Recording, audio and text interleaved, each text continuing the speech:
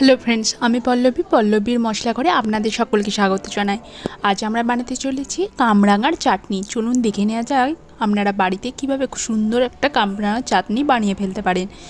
আমরা প্রথমেই দেখুন গাছ থেকে কিছু কামরাঙা তুলে নিয়েছি, সেটাকে ভালো করে এখানে পরিষ্কার করে নিয়েছি। এরপর কুচি কুচি করে কেটে নেব। দেখুন আমার কুচি কুচি করে কেটে ভালো করে পরিষ্কার করে নেওয়া হয়ে গেছে। এবার এটাকে রান্না করার জন্য আমরা কড়াই নিয়ে নিয়েছি। কড়াইটাকে প্রথমে কিছুটা গরম করে নিয়েছি, তারপর তার মধ্যে দিয়ে দিলাম 2 টেবিল স্পুন সর্ষের তেল। তেলটা একটু গরম হয়ে গেলে তার মধ্যে দিয়ে দিলাম একটা চেরা শুকনো লঙ্কা আর কিছুটা 5 ফোড়ন।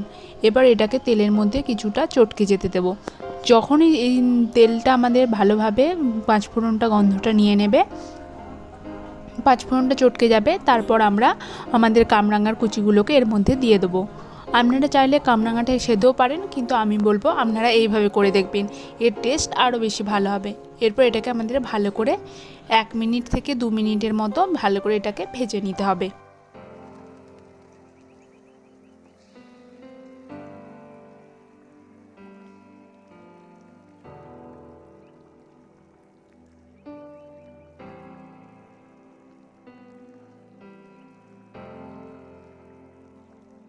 আমার ভালো করে ভেজে নেওয়া হয়ে গেছে। এরপর আমরা এর মধ্যে দিয়ে দিলাম প্রয়োজন মতো নুন। আপনারা নুনের পরিমাণটা আপনাদের কামরাঙার পরিমাণ বুঝে দেবেন। দেখুন নুনটা দিয়ে দিয়েছি। এরপর এটাকে আমি সেদ্ধ করার জন্য 5 মিনিট মতো ঢাকা দিয়ে রাখবো। দেখুন 5 মিনিট হয়ে গেছে, আমাদের কামরাঙাটাও বেশ ভালো সেদ্ধ হয়ে গেছে। এটাকে আর একবার আমি নেড়ে চেড়ে নেবো।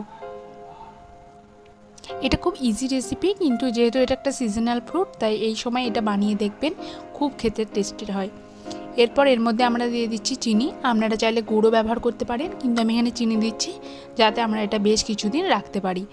এইভাবে বানিয়ে দেখবেন, এটাকে আপনারা প্রায় 1 মাস পর্যন্ত ভালোভাবে রেখে দিতে পারেন। আরও যদি এর মধ্যে চিনি অ্যাড করেন, তাহলে সেটা আপনারা সারা বছর চাইলেও ব্যবহার করতে পারেন। দেখুন আমাদের কামরাঙার চাটনিটা বেশ ভালোভাবে এটা ফুটে উঠেছে। এটাকে আরেকটু আমরা ভালো করে ফুটিয়ে নেব। এরপর আমরা এর মধ্যে 1/2 টিস্পুন শুকনো লঙ্কার গুঁড়ো অ্যাড করছি।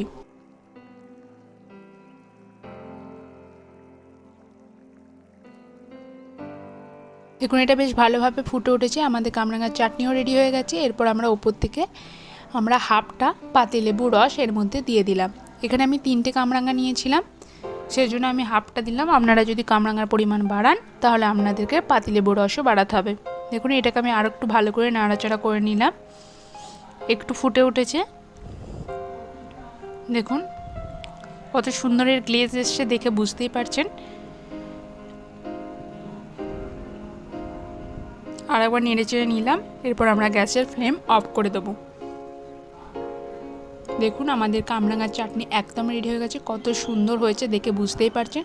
অবশ্যই এই রেসিপিটি বাড়িতে ট্রাই করবেন আর জানাবেন কেমন লাগলো। আর নতুন বন্ধুরা আমার চ্যানেলটি সাবস্ক্রাইব করতে ভুলবেন না। Please like, comment and share. Thank you for watching.